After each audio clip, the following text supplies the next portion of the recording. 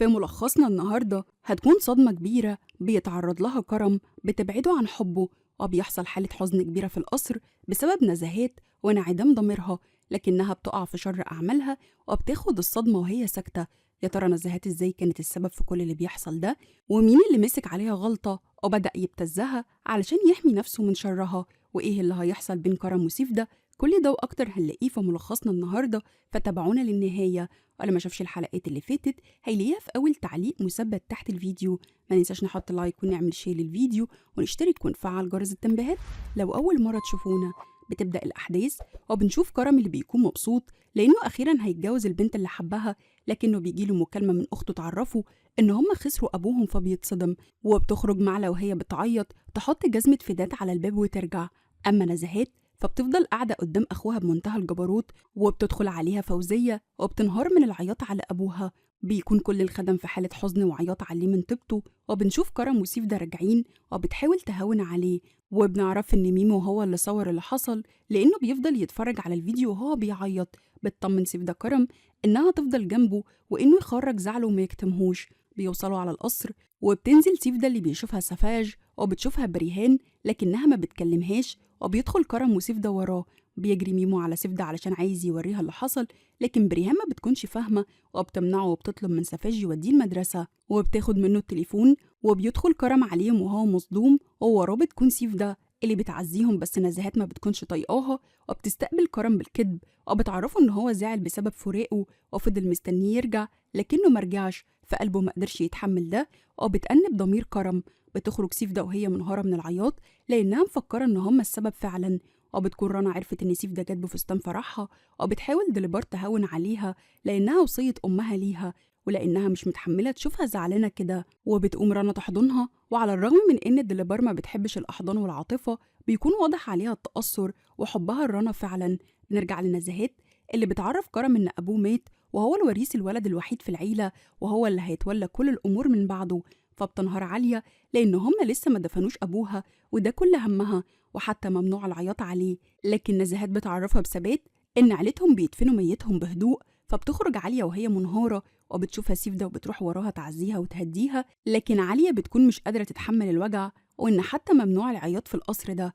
بنرجع لكرم اللي بتعرفه نزهات إن الخاتم ده بتاع أجداد عيلتهم وإنه هيكون ليه في المراسم، وإنها عايزة تشوف راجل مسؤول عن عيلته مش شاب بيجري ورا أهوائه.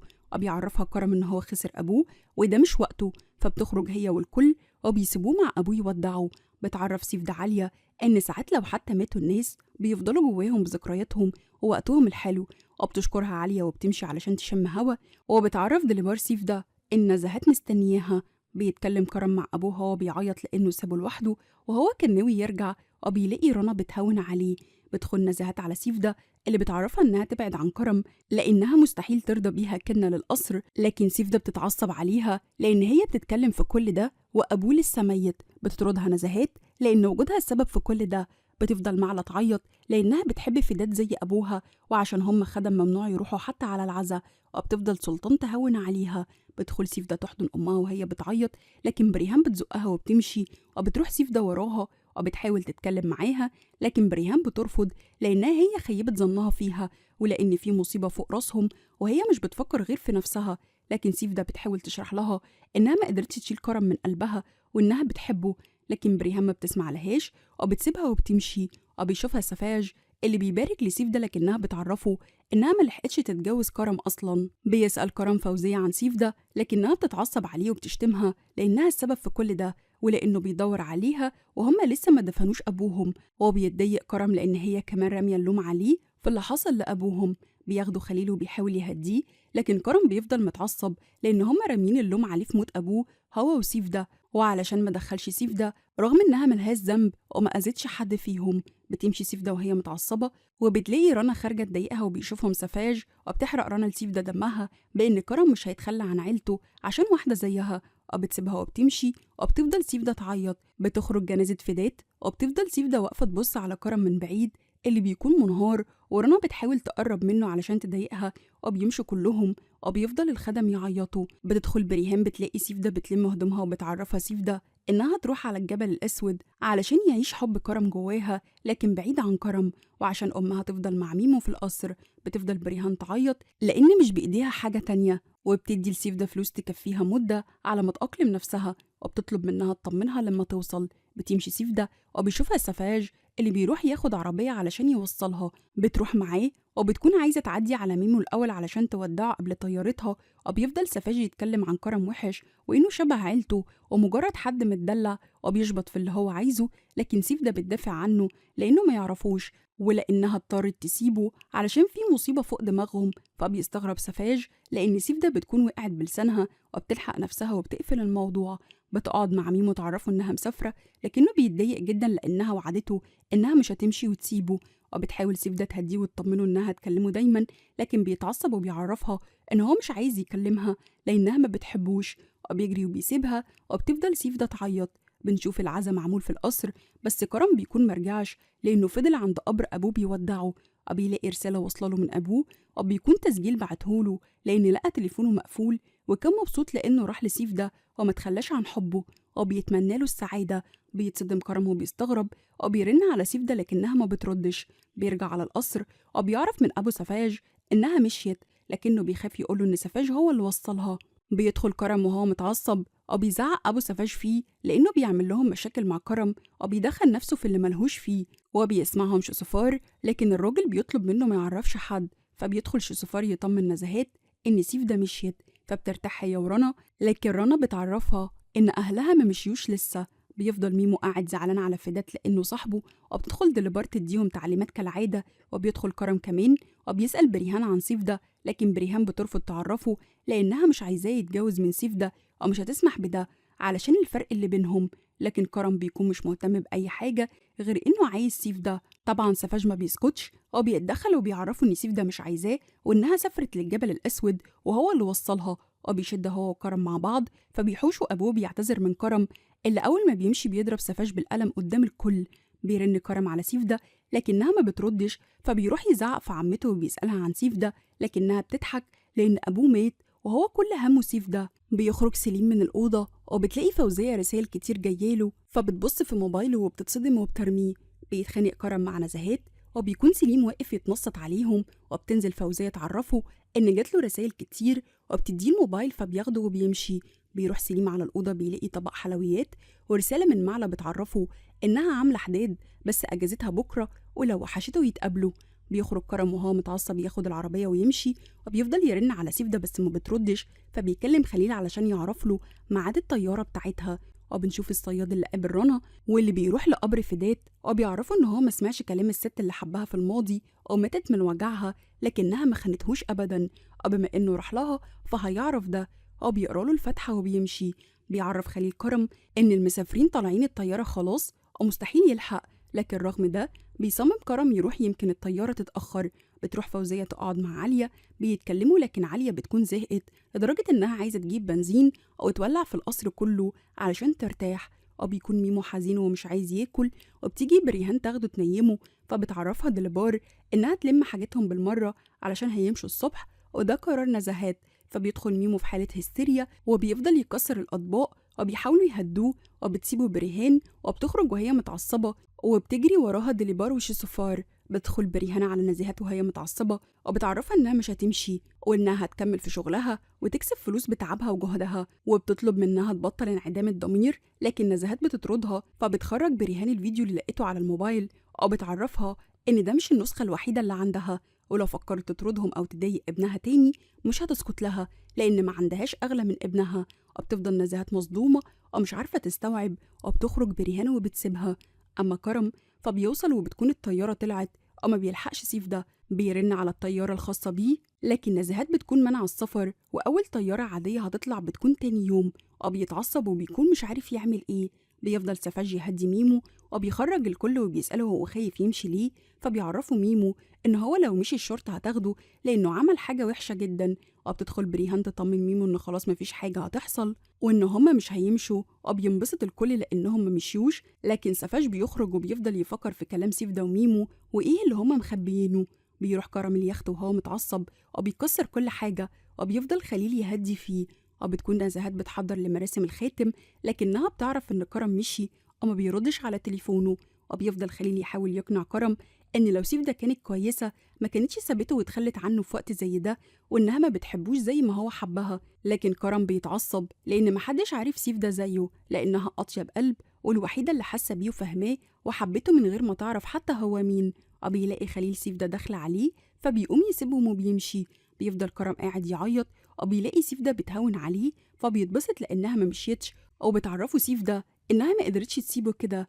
بيكون سفاش في المطبخ بيشرب بيلاقي عالية داخلة عليه وبتطلب منه يديها تشرب هي كمان، فبيديها وبتقعد معاه. وواضح إنها بتكون أول مرة تشرب لكنها بتكون عايزة تنسى اللي بتعيشه ده كله. بتفضل تعيط لأن أبوها كان حبها الأول والأكيد إن هو كمان الأخير. فبيحاول سفاج يواسيها ويعزيها بيسندها علشان يطلعها على فوق لأنها تقلت في الشرب.